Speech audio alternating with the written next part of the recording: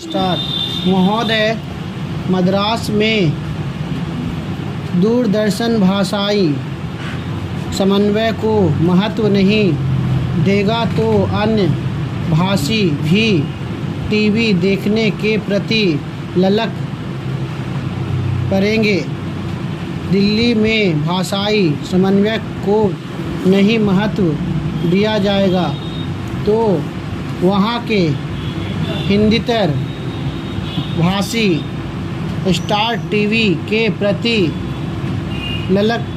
ललकेंगे। कश्मीर के लोगों को भाषाई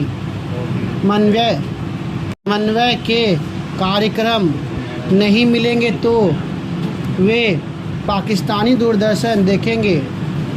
फिर वे अपनी संस्कृति से कटने लगेंगे।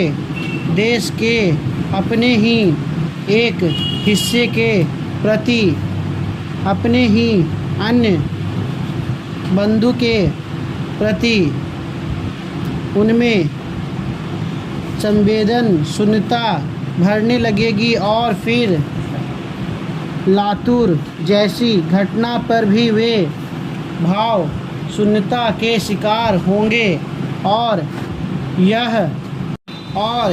यह स्थिति राष्ट्रीय विखंडन की जमीन तो तय कर ही सकती है। भाषाई समन्वय के अभाव में पाकिस्तान की राष्ट्रीय एकता को खतरा पहुंचा और बांग्लादेश बना। अपने देश को ही ले ऑपरेशन ब्लू स्टार के दौरान भाषाई समन्वय पर उतना ध्यान नहीं दिया गया। फलतः देश के अन्य हिस्सों में आम आदमी के मन का आक्रोश भड़का जो राष्ट्रीय एकता के लिए घातक रहा। वहीं हजरत बल प्रकरण में हजरत बल को सेना द्वारा रौंद दिए जाने के विदेशी समाचारों के प्रभाव को भाषाई समन्वय के सिद्धांत पर ही हम पूरी तरह रुक पाने में सक्षम रहें। इस प्रकार भाषाई समन्वय के आधार पर उभरी राष्ट्रीय भावना हमारी राष्ट्रीय एकता के लिए सार्थक सिद्ध होगी। किंतु यह भाषाई समन्वय किसी अन्य भाषा के मूल्य पर या उसे किनारे रखकर कुछ भाषा विशेष के लोगों को कारण विशेष से खुश करने की धारणा से नहीं की जानी चाहिए। अन्यथा भाषा के क्षेत्र में भी तुष्टीकरण की नीति को बढ़ावा मिलेगा और फिर ऐसा तुष्टीकरण राष्ट्रीय एकता के विरुद्ध ही चला जाएगा।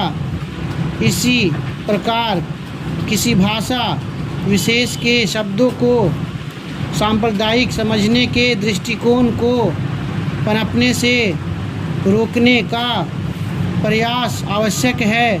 शब्दों को सांप्रदायिक बनाने अथवा उन्हें किसी भाषा विशेष के प्रतिनिधि मात्र समझने की धारणा को भी बदलना होगा।